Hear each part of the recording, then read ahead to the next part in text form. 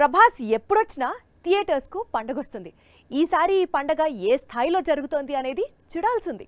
బాహుబలి 2 తర్వాత ఆ స్థాయి విజయం కోసం ఏళ్లుగా ఎదురు చూస్తున్నాడు ప్రభాస్. కల్కితో ఆయన ఆ ఎదురు చూపులకు తెడపడుతుందా?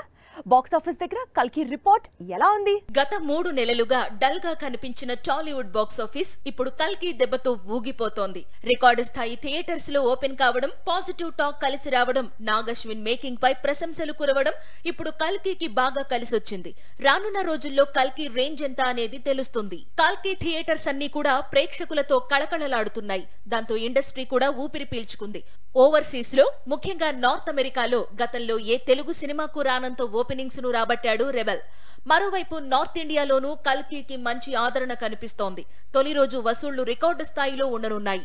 ఇక వీకెండ్ వరకు కల్కి ఎంత కొల్లగొడతాడు అనేది ఇప్పుడు ట్రేడ్ వర్గాల్లో ఆసక్తికరంగా మారింది.